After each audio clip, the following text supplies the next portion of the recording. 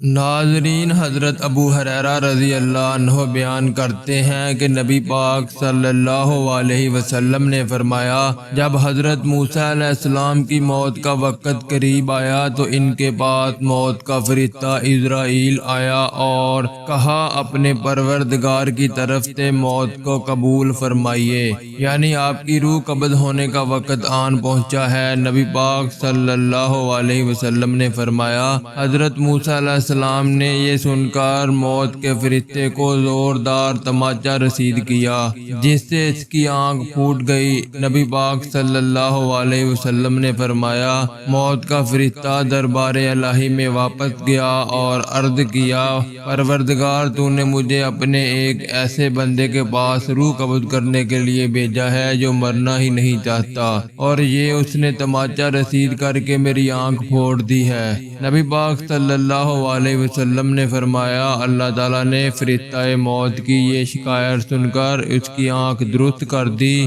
اور حکم دیا، میرے بندے کے پاس دوبارہ جاؤ اور ان کو میرا یہ پیغام سناؤ، کیا تم طویل زندگی چاہتے ہو؟ اگر تم طویل زندگی چاہتے ہو تو کسی بیل کی کمر پر اپنا ایک ہاتھ یا دونوں ہاتھ رکھ دو، تمہارے اس ہاتھ یا دونوں ہاتھوں کے نیچے جتنے بال آئیں گے، ان میں سے ہر ایک بال کے اوسط تمہاری زندگی میں 1 سال کا اضافہ ہو جائے گا۔ فرشتے نے دوبارہ حاضر ہو کر حضرت موسیٰ علیہ السلام کو اللہ تعالیٰ کا یہ پیغام سنایا تو انہوں نے کہا، اس طویل زندگی کا آخری نتیجہ موت ہی ہے، تو پھر وہ آج ہی کیوں نہ ہو جائے۔ میں اس وقت موت کی آغوش میں جانے کے لیے تیار ہوں، لیکن میری یہ دعا ضرور ہے، اللہ تعالیٰ مجھے تدفین کے لیے بیت المقدس کے قریب کر دے، اگر ایک پھینکے ہوئے پتھر کے بقدر ہی کیوں نہ ہو۔ اس کے بعد نبی پاک صلی اللہ علیہ وسلم نے صحابہ کو مخاطب کر کے فرمایا، اگر میں بیت المقدس کے قریب ہوتا تو تمہیں حضرت موسیٰ علیہ السلام کی قبر کا نشان دکھا دیتا،